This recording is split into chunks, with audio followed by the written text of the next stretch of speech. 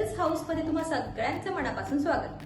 आज मी तुमच्यासोबत पनीरची रेसिपी शेअर करणार आहे। सो मी घरी पनीर कसं तयार करते हे तुमच्यासोबत मी आज शेअर करते। चला मग आपण रेसिपीला सुरुवात करूया।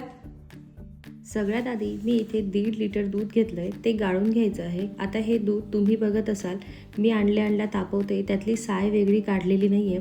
आपल्याला पनीर छान पांढरे शुभ्र दिसण्यासाठी अगदी मार्केटमधून आणलेल्या पनीरसारखे, पण यात कुठलेच प्रिझर्वेटिव्ह ॲड केले जात नाही। अगदी घरात असलेल्या सामानात अगदी सहज आपल्याला हे पनीर बनवता येते। आपल्याला दूध नासून घ्यायचे आहे, म्हणून मी घरातच असलेले लिंबू वापरणार आहे। 1.5 लिंबाचा रस 1.5 लिटर दूध नासवण्यासाठी लागते। आता तुम्ही आणलेल्या लिंब्यावर पण डिपेंड असतं। माझ्या मते 4 ते 5 चमचे रस पुरेसा असतो दूध नासवण्यासाठी। आणि आता मी लिंबाच्या बिया आपल्या त्यात जाऊ नये म्हणून लिंबू असा रस घेतला आहे, पूर्ण प्लेन रस घेतला आहे। तुमच्याकडे तर लिंबू पिळायचं ते नसेल ना, तर तुम्ही गाळणीने पण लिंबाचा रस गाळून घेऊ शकतात। बऱ्याच वेळेस काय होतं, आपलं दूध नासतं तर तुमचं नासलेलं दुधाचं पण तुम्ही पनीर करून घेऊ शकतात। ते कसं, तर मी इथे जी दूध नासून घेणार आहे ना, त्यानंतर जी प्रोसेस करेल ना, तीच प्रोसेस तुम्हाला फॉलो करायची आहे।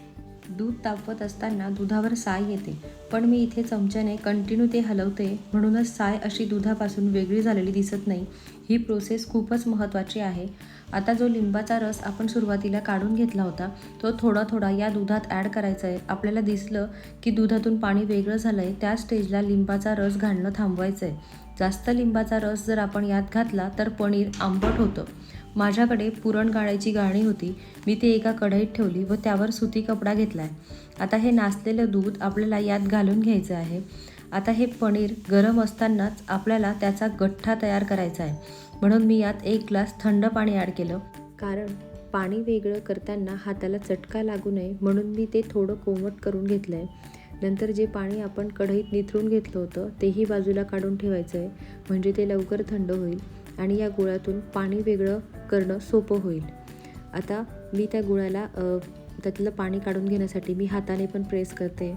मला थोडं कोमट लागतं आहे, पण एकदम असे चटके बसत नाही आहेत। आणि खालचं जे पाणी, जे गरम पाणी होतं ते आपण काढून घेतलं आहे, म्हणून आपल्याला त्यातलं पाणी वेगळं करणं सोपं होतं आहे। आता हा पनीरचा जो गोळा आपण तयार करून घेतला आहे, तो आपल्याला सुती कापडात, जे आपण कापड घेतलं होतं त्यात गुंडाळून त्यावर 1 तास, तुमच्याकडे जे जड भांडं असेल, माझ्याकडे आता इथे खलबत्ता होता, सो मी असं त्याला गुंडाळून एका प्लेटमध्ये ठेवते।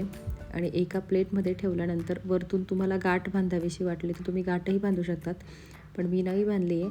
आणि त्यावर आपल्याला तो जड वस्तू 1 तासासाठी सेट होण्यासाठी ठेवून द्यायचा आहे।